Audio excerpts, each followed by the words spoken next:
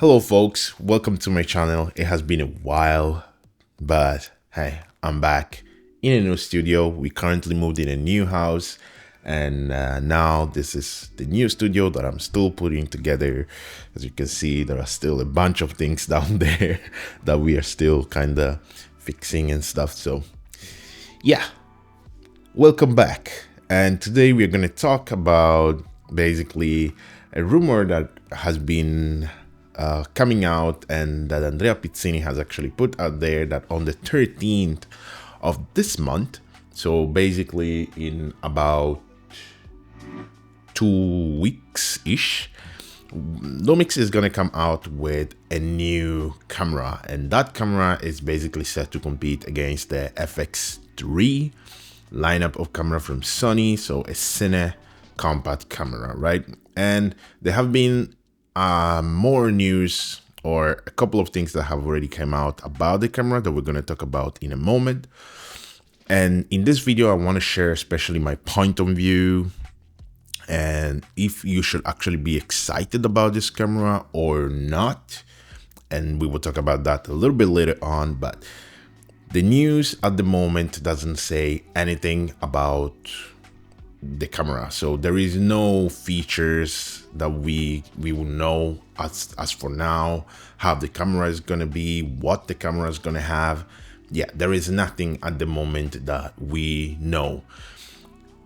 But there is one thing that apparently Terry Wilfield, during a podcast, he said something about a camera in general, not about Lumix, but that there is a camera coming soon that is going to have an electronic ND filter system, which is quite cool. As for now, Sony is the only one that has the electronic ND filters, but they have them only in the high-end cinema cameras. And they are kind of the only company as for now that has it, that can actually put it straight into a mirrorless, but they haven't done it yet, which is pretty weird. But that's pretty much it. And then now Fuji will have it in their new medium format cinema camera that is set to come out, I think, this year at some point. And then I believe there is one company that actually have, I think it's Tilta actually might have done their own version, but that will go only basically in their electronic V&D system and matte boxes system.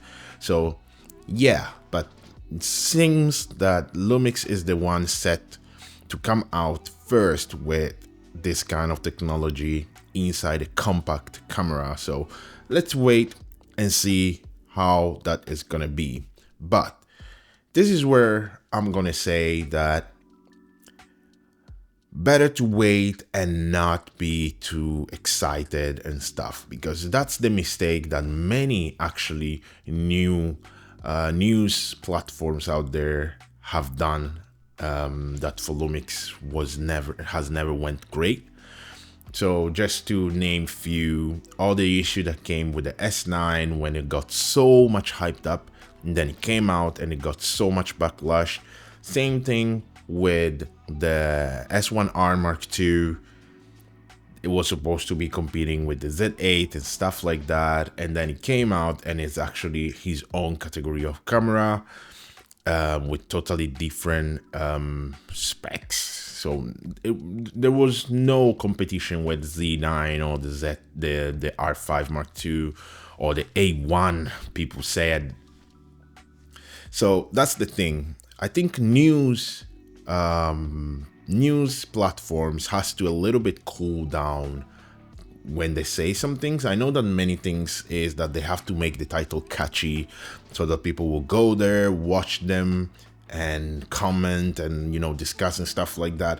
But that sometimes is just creating kind of a backlash against, you know, those companies, because if then they don't deliver what basically the news people say, unfortunately people don't understand, and most of the time they will just like blame companies and stuff like that without understanding that those are not things that the companies say, but those are things that random people that don't even have affiliates to these companies actually say, you know.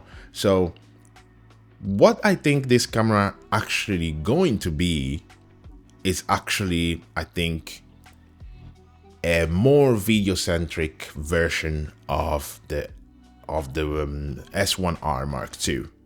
So better body, better air flowing system inside the body, so no overheating issues as we have seen the S1R Mark II having, and most probably having some more like 8K up to 60 frames per second and stuff like that, maybe a better 4K 120 and like things like that. So I'm not sure if they are going to actually come out with a new sensor, especially because we have seen what Lumix usually does. If they have one sensor, they are going to reuse that sensor until they fully maximize it before they actually upgrade. And they have just acquired this sensor, which many says is from, you know, the DJI 4D sensor, and many are saying that it's from the Sony newer sensor that they have created, but they never used it and stuff like that.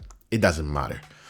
Lumix has this sensor, and as for now, they have put it in only one camera, and haven't shoot with Lumix for such a long time. It will be pretty weird if they decide to choose another, bring out a newer sensor. But if they decide to actually do that, that means that that sensor might be the sensor that they are going to use in the S1H Mark II, right? So this is basically one conversation that I wanted to bring and hear like what you guys think about and so on.